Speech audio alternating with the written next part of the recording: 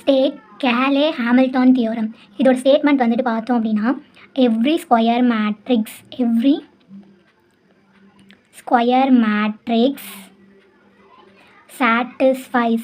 satisfies its own characteristic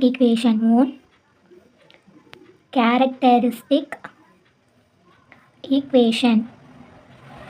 இதோட meaning வந்துட்டு பார்த்தோம் அப்படின்னா, எந்த ஒரு ஸ்கொயர் மேட்ரிக்ஸாக இருந்தாலும், ஸ்கொயர் மேட்ரிக்ஸ் அப்படின்னா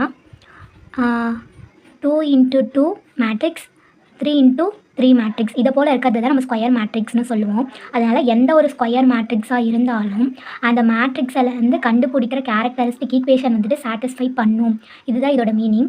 இப்போ வந்துட்டு ஃபார் எக்ஸாம்பிள் நான் ஒரு ஈக்குவேஷன் எடுத்துக்கிறேன்.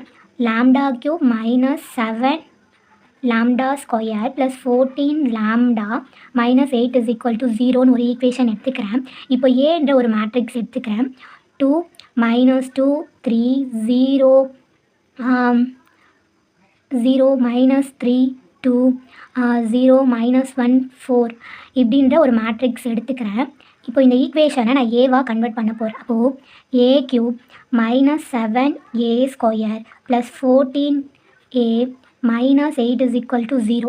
இப்போ வந்துட்டு இந்த ஏவோட வேல்யூவை இந்த ஈக்குவேஷனை சப்ஸ்டியூட் பண்ணோம் அப்படின்னா அது கண்டிப்பாக சாட்டிஸ்ஃபை பண்ணும்.